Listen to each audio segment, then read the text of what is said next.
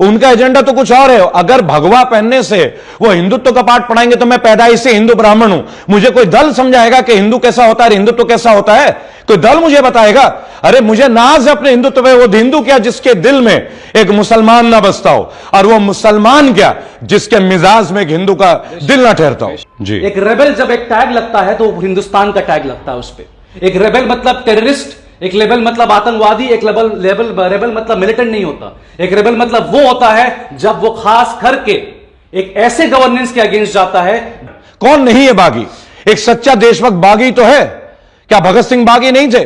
क्या नेताजी सुभाष चंद्र बोस बागी नहीं थे? क्या तौसीफ रहमान बागी नहीं है, जिसके अंदर यह हौसला है कि तड़ीपार के बारे में खुल के बात कर सके? बैन कर दिया गया सर। जब अमित शाह जी अभी इस बार आए थे, जो तड़ीपार है हमारे हिंदुस्तान के, जब वो अभी इस बार आए थे बंगाल, उन्होंने कहा कि सोनार बांग्ला, भैया सोनार बांग्ला कोई बच्चा भी बना लेगा, आप हमारा 55,000 करोड़ वापस कर दो। देखिए ये बात, आप हमारा 55,000 करोड़ वापस कर ये बात, आप वो 55,000 करोड़ देते नहीं है। जितने भी प्रेस कॉन्फ्रेंस जो आज ये हुआ है, सारे लोग जो हमारे साथ खड़े हैं उनको बहुत बहुत नमस्ते, सलाम, सत श्री अकाल। मेरे भाई की तरफ से भी सलाम, सत श्री अकाल, नमस्कार।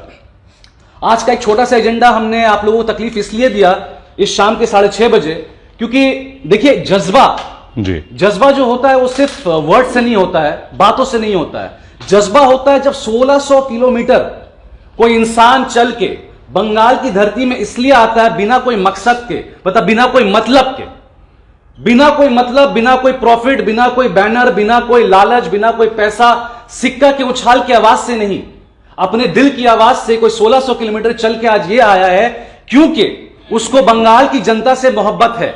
ये कहते हैं कि वो बंगाल से हैं, ये कहते हैं वो कश्मीर से हैं, वो कहते हैं वो कन्याकुमारी से भी हैं, वो कहते हैं बैंगलोर, दिल्ली, बॉम्बे, पटना, बिहार, वो सब जगह से हैं, क्योंकि एक रेबेल जब एक टैग लगता है तो हिंदुस्तान का टैग लगता है उस पर। एक रेबेल मतलब टेररिस्ट, एक लेबल मतलब आतंकवादी, एक रेबल मतलब मिलिटेंट नहीं होता। एक रेबल मतलब वो होता है जब वो खास करके एक ऐसे गवर्नेंस के अगेंस्ट जाता है जो गवर्नेंस मेरे और आपकी सारी जितनी भी जो मुफाद है, जितनी भी जो हरकतें हैं वो पूरी नहीं होती। जी, मैं ज्यादा वक्त नहीं लूंगा, हम दोनों एक दूसरे अपने बारे बात करेंगे, मगर खास करके हिंदुस्तान के बारे बात करेंगे। पहली बात, इनकी तरह युवा अब पार्लियामेंट में आना चाहिए। सबसे पहले जरूरी बात, मैं तमाम पॉलिटिकल पार्टी से एक बात अपील करूंगा कि आप लोग अपने पार्टीज में 70-70 साल के लोगों को लेते हैं जो चल नहीं पाते हैं। अगर आप 70 साल की उम्र में पार्लियामेंट जाएंगे तो युवा साथियों का नंबर कब आएगा?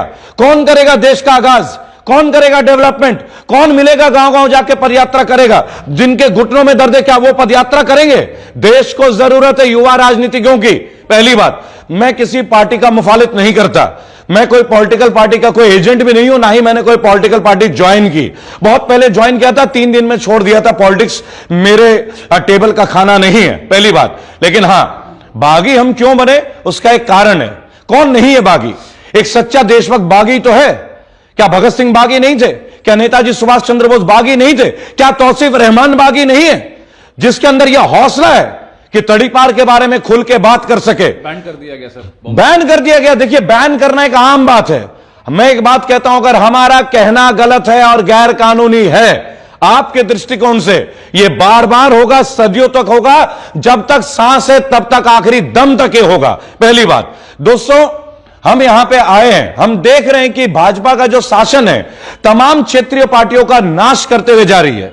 जो इनके स्ट्रैटेजिकल पार्टनर्स होते थे, चाहे वो जेडीयू हो, चाहे वो आप ये लगा लें चौटाला जी की पार्टी हो, चाहे शिवसेना हो, जो 30 साल से ऊपर के दौर में इनके स्ट्रैटेजिक पार्टनर्स थे, उन सबको ये नेस्तनाबूद करने में लगे हैं। लेकिन ये बंगाल है।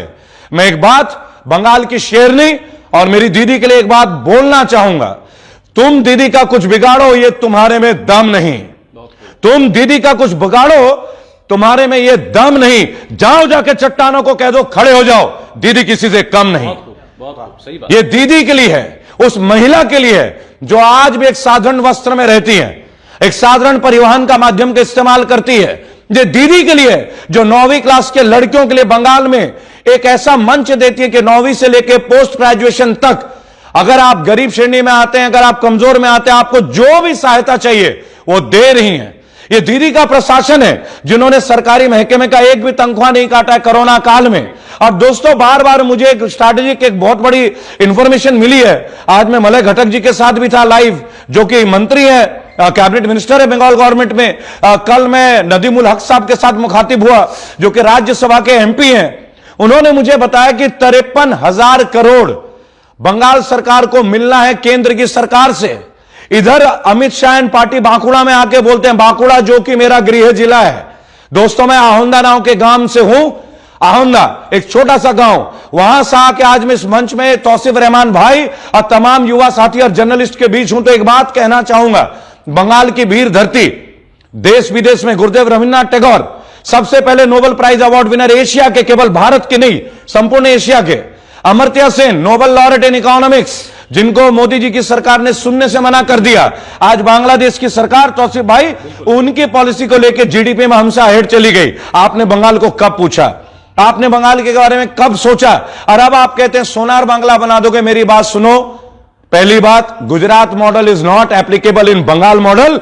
आमार बंगाल सोनार बंगाल অলরেডি আমাকে এখানে যেমন কেউ না বোঝায় যে বাংলা আপনি এসে কি করবেন, আমি বাংলায়, আমি পশ্চিমবঙ্গের একটা সদস্য, ওই রক্ত, এই রক্ত এখানে लूटस के पनपते देवो ना। दोस्तों मैंने बंगाली में केवल इसलिए बोला, मैं क्षेत्रीय भाषा का इस्तेमाल नहीं करता, ना मैं हिंदुस्तान की बात करता हूं, मैं भारतीय हूं, मैं भारत की बात करता हूं। ये हमारे देश की कौमी एकता और अखंडता का सवाल है कि ममता जी के सरकार में आज तक एक दंगे नहीं हुए। पहली बात, जिसको मीडिया इतनी फोरकास्ट करती है। आज आपने देखा होगा पश्चिम बंगाल में सबसे कम क्राइम का रेट है औरतों के प्रति। नेशनल क्राइम ब्यूरो में हम सबसे नीचे आते हैं। आपको और क्या सोने का बंगला चाहिए? क्या यह सोने का बंगाल नहीं है? आप जाके देखिए उत्तर प्रदेश में, सोने का उत्तर प्रदेश कितना बढ़िया है। मर्डर्स, लूट, किडनैपिंग्स, बलात्कार नंबर 1। आपने हाथरस का कांड तौसीफ भाई अभी अभी देखा होगा।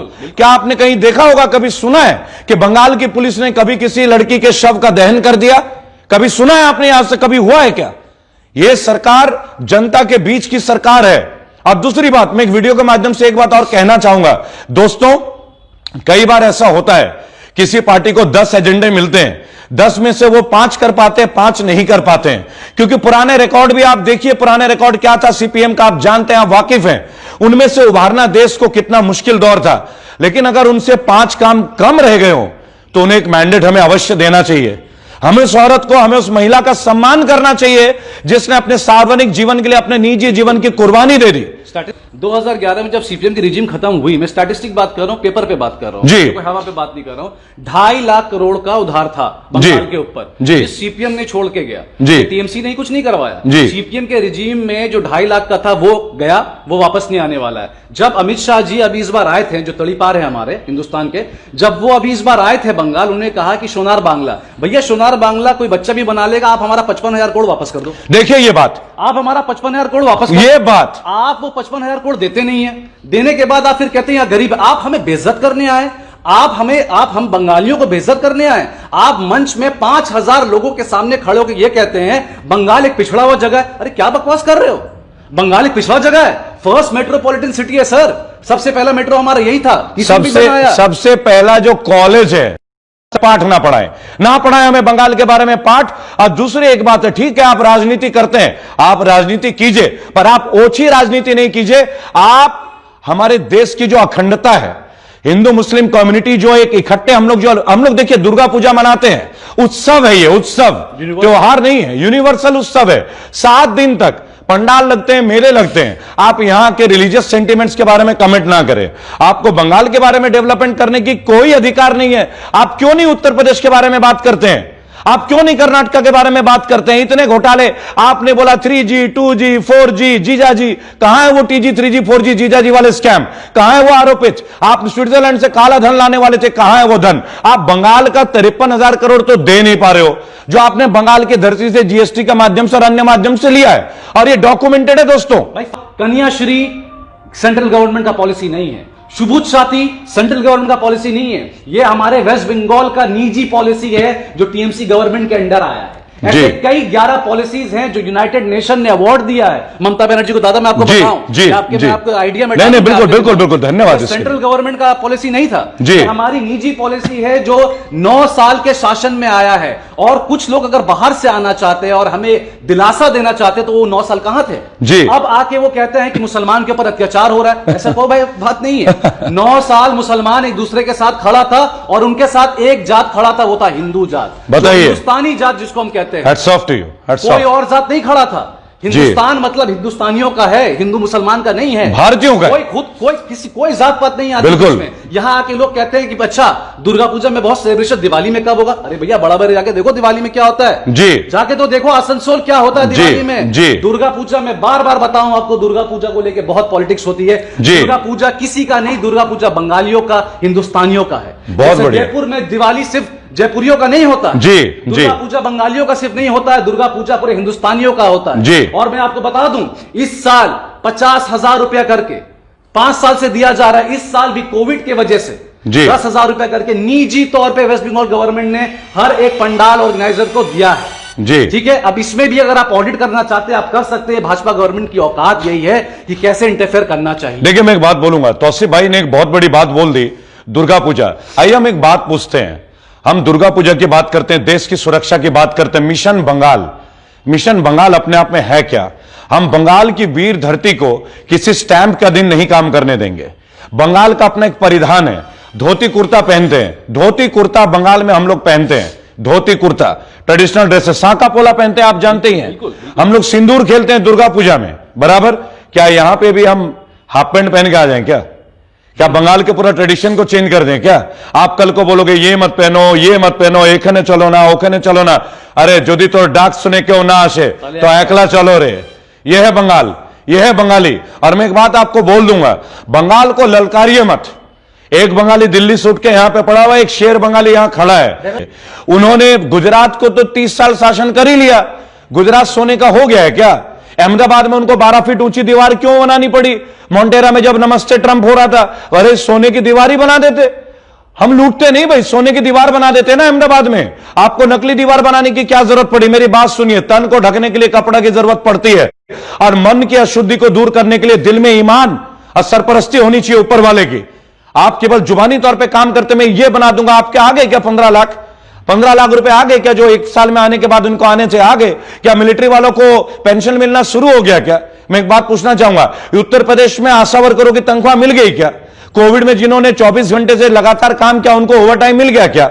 उनका एजेंडा तो कुछ और है। अगर भगवा पहनने से वो हिंदुत्व का पाठ पढ़ाएंगे तो मैं पैदाइश से हिंदू ब्राह्मण हूं, मुझे कोई दल समझाएगा कि हिंदू कैसा होता है, हिंदुत्व कैसा होता है? कोई दल मुझे बताएगा? अरे मुझे नाज है अपने हिंदुत्व पे। वो हिंदू क्या जिसके दिल में एक मुसलमान ना बसता हो, और वो मुसलमान क्या जिसके मिजाज में एक हिंदू का दिल ना ठहरता हो। हमारा तौसीफ भाई क्या है? द ब्राह्मण मीट्स द मुस्लिम। यहां कम्युनिटीज नहीं है, हम भारतीय, we are very proud to be Indians. इनका तो दिल बहुत बड़ा है, हिंदुस्तान की बात करते हैं, मैं तो केवल भारत की बात करता हूं। मैं हिंदुस्तान में यकीन ही नहीं करता। किसने बोला हिंदुस्तान? भारत, केवल भारत, अखंड भारत, एक भारत श्रेष्ठ भारत। ये टैगलाइन किसी के बाप की जागीर नहीं है जी। ठीक है। जो हमारा जीडीपी जाता था, जो मेंटेन होता था 9.5 to 8.5, मैं आपको स्टैटिस्टिक रिपोर्ट दे रहा हूं, 9.5 to 8.5 मेंटेन होता था।